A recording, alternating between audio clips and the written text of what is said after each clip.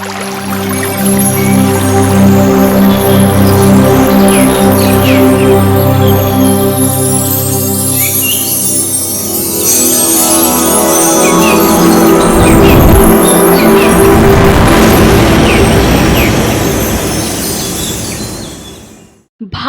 রাজনীতির আকাশে তখন ঝড় ঘনিয়ে আসছে।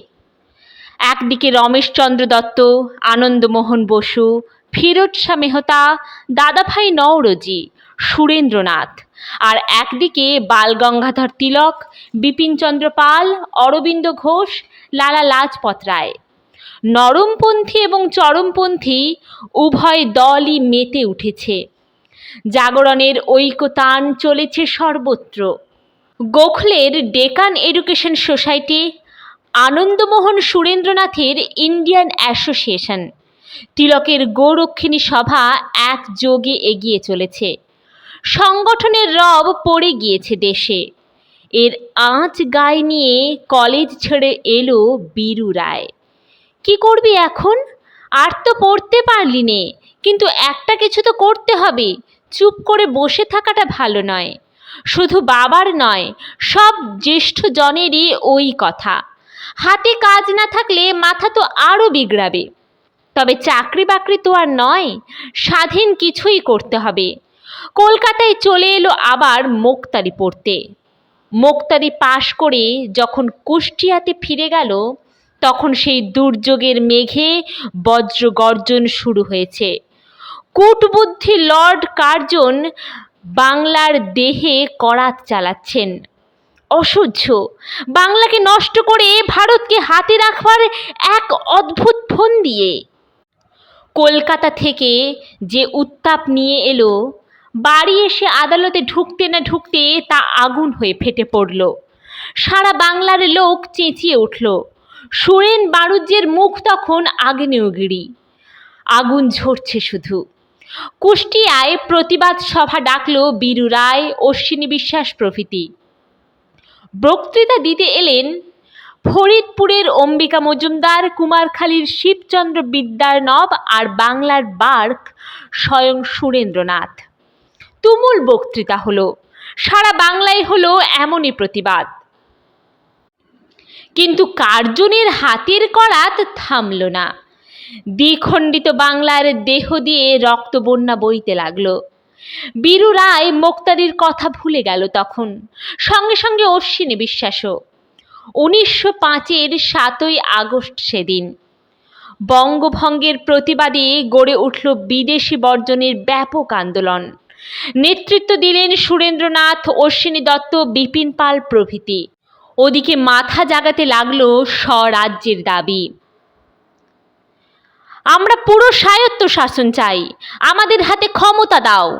এদিকে তপ্ত হয়ে উঠল আরও। জাতীয় কংগ্রেসের প্রাদেশিক শাখা স্থাপনের চেষ্টা করতে গিয়ে এবং বঙ্গভঙ্গের বিরুদ্ধে কথা বলতে গিয়ে সুরেন্দ্রনাথ গ্রেপ্তার হলেন বরিশালে। চতুর্দিকে চিন্তার ছায়া। এখন কি করা যায়?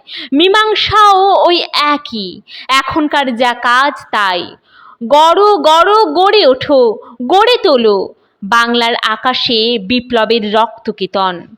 রাসবিহারী বসুর বিপ্লবী দল তৈরি হচ্ছে। পশ্চিমবঙ্গে গড়ে উঠল যুগান্তর সমিতি। তার নেতৃত্ব নিলেন ডাক্তার ভূপেন দত্ত, তারকনাথ দাস, সত্যেন সেন, সুরেন কর, হেরম্ব গুপ্ত, জিতেন লাহিড়ী, চন্দ্রকান্ত চক্রবর্তী, যতীন বাণিজ্যে। পূর্ববঙ্গে দেখা দিয়েছে অনুশীলন সমিতি।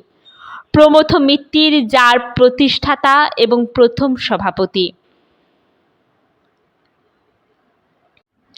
পুলিশের নজর বাঁচিয়ে চলতে লাগলো লাঠি খেলা, ছোড়া খেলা, জুজুৎসু, বন্দুক চালনা প্রভৃতি অনুশীলন, আর সঙ্গে কড়া ডিসিপ্লিনের শিক্ষা। আগে সুখ স্বাচ্ছন্দ্য নয়, জীবনও নয়, আগে কাজ। ডিউটি ফার্স্ট, দেন লাইফ। প্রতিজ্ঞাপত্রে সই করে তবে সমিতির সদস্য হতে হয়। ঢাকায় অনুশীলন সমিতির শাখা বসল। চালাতে লাগলেন পুলিন বাবু, লাঠিয়াল মর্তাজার সাগরেদ পুলিন বিহারী দাস। পুলিন বাবুর লাঠি খেলা দেখে জাঁদরের লাঠিওয়ালারাও ঘাবড়ে যেত। ঢাকা থেকে সারা পূর্ববঙ্গে ছড়িয়ে পড়ল অনুশীলন সমিতির গুপ্ত কেন্দ্র। বীরু রায়, অশ্বিনী বিশ্বাস কাজ পেয়ে গেল। পুলিনবাবু আর মাখন সেনের সঙ্গে কথা বলে আরম্ভ করে দিল কুষ্টিয়া অনুশীলন সমিতি। পুলিনবাবুর কালাপানি হবার পর মাখন বাবুই ছিলেন সারা বাংলার অনুশীলন সমিতির নেতা।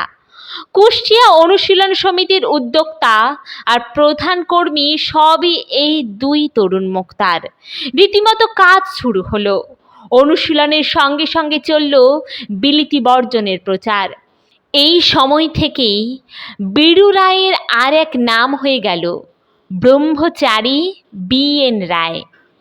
ম্যানচেস্টারের কাপড় পরা বন্ধ করুন, বাড়ি বাড়ি গিয়ে আবেদন করতে লাগলো ওরা।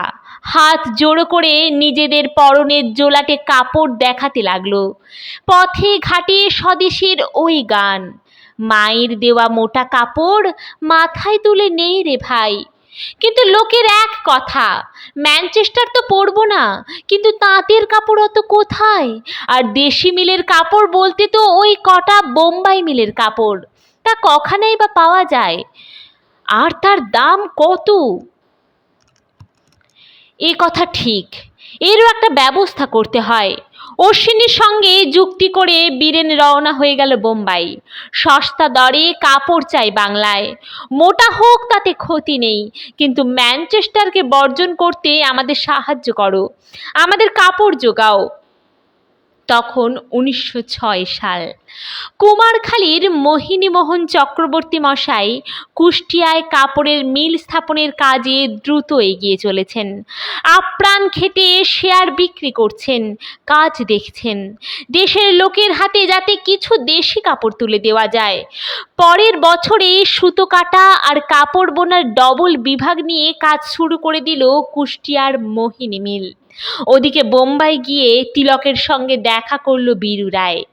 মারাঠি তিলক তখন মারাঠি শিবাজির বীরত্বে আর তাঁর জাতি গঠনের আদর্শে দীক্ষিত।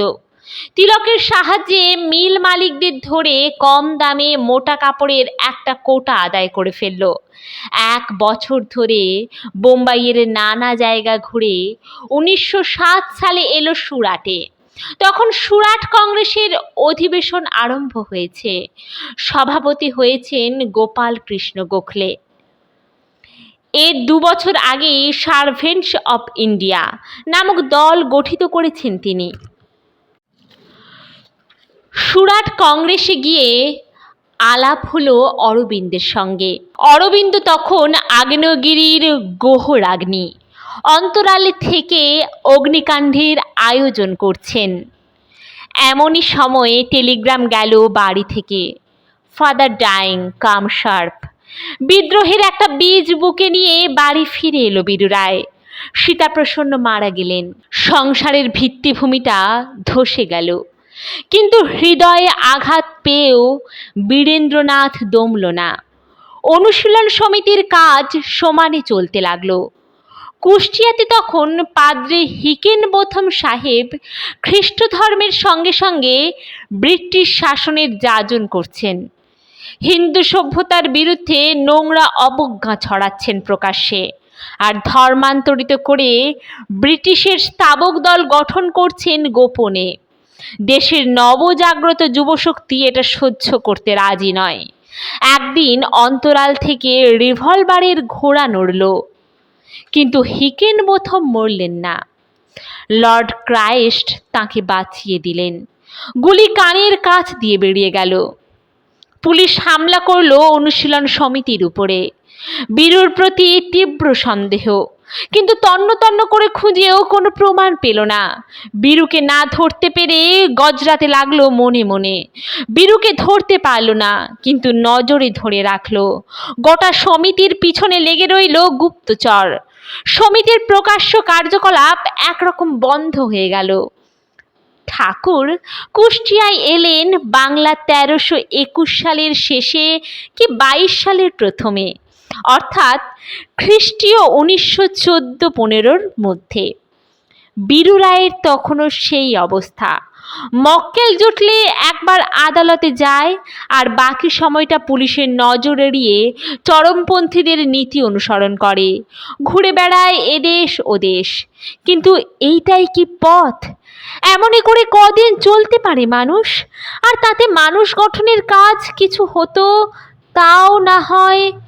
প্রফুল্লবাবু নতুন করে ভাবলে একবার ভাইপোর কথা। মানুষ করার নতুন কায়দা দেখেছে প্রফুল্লবাবু, আর জেনেছে আগে মানুষ তারপর দেশ। মানুষেরই তো দেশ। মানুষের প্রাণে আলো জ্বললেই দেশ উজ্জ্বল হবে। মানুষের চরিত্রে বল এলে দেশের বল আপসে আপ আসবে। কিন্তু বীরুকে এসব কথা কেমন করে বোঝানো যায়? বীরু তো দেশের কাজই চায়, আর এইটাই আসল দেশের কাজ। তবু প্রফুল্লবাবুর মনে সন্দেহ আসে।